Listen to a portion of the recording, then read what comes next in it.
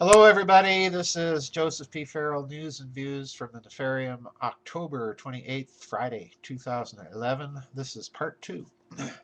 I was talking about the role and influence of Hermeticism in the Renaissance. And I mentioned a few names, some of the more famous names you might be familiar with: Pico de Mirandola, Leonardo da Pistoia, Giordano Bruno, Tommaso Campanella, and so on. These men who were so influential in the Renaissance were steeped in Hermeticism. That is, quite literally, they had read, translated in many cases, wrote their own comments and works, all based on the writings called the Hermetica. And these writings also had an influence even on Nicholas Copernicus, believe it or not. And to a certain extent, you can find Hermetic influence at work in Isaac Newton and Robert Flood and so on and so forth. So, in other words, Hermeticism, friends, not simply a return to classical philosophy like Plato or the Neoplatonists, but Hermeticism, actual esoteric doctrine, was very influential. And these men did believe very strongly that these texts contained an ancient high science, an ancient high wisdom. In other words, they took the same view toward many of these ancient myths and so on that I've taken in my books dealing with the topic of ancient civilizations and so on and so forth. Now, why am I mentioning all this? It's because these men also realized that the fundamentalisms of the day, Roman Catholicism, Protestantism, were going to tear Europe apart. And they saw in the ancient texts another way for humanity. And they disseminated these views through the printing press. This was a kind of a hermetic revolution, but it was a relatively peaceful one. I think, my friends, that what we're seeing now is a similar, almost parallel situation. We have an entrenched bureaucracy, we have an entrenched elite that is very corrupt, that is showing its corruption by the brutality with which it deals with opposition, with which it deals with people who do not think inside of its box, of its paradigm. We see a rampant money power that has basically ruled from the standpoint of secrecy, cronyism, and corruption.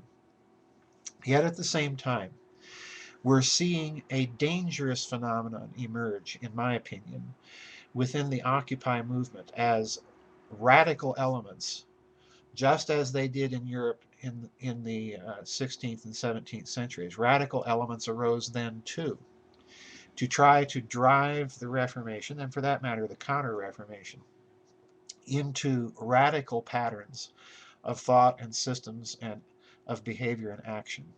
This is what is happening now. And I think we therefore stand at a crossroads. I'm blogging about this tomorrow as well. We stand at a crossroads, a fork in the road, and the fork actually has three prongs, not just two. It's a three-pronged fork in the road. We can go the route of reformation. In other words, we can attempt to reform the current system. There are people that are now advocating an actual revolution. Or we can have, and I think we must have, a renaissance of culture, of civility, of tolerance, and of the ability to reason with each other.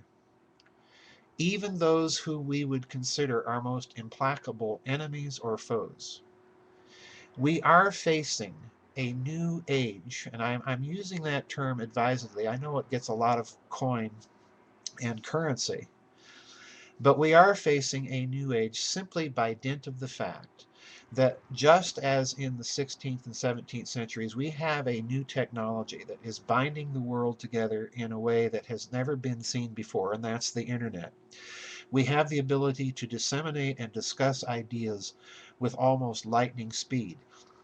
Technology is driving an agenda that is almost more than most humans can imagine. Genetic engineering, human machine interfaces, artificial intelligences, quantum computing, you name it.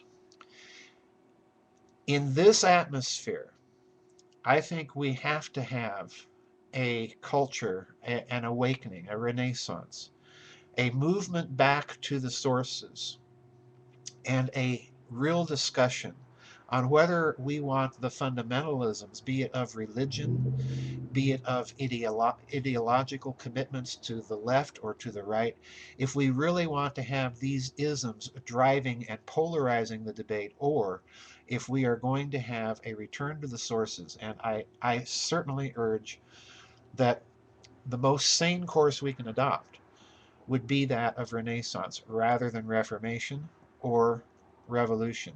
We have to have the discussion first before we decide which of those two ways we want to go. And that's the point. The discussion isn't being had.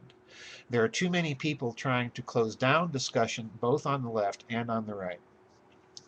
In other words, both on the revolutionary paradigm and on the Reformation paradigm. I think we need a renaissance. Anyway, that's my thoughts. If there's any more news this weekend or announcements, I'll certainly be back and let you know. Anyway, bye bye, everybody. God bless, and see you on the flip side.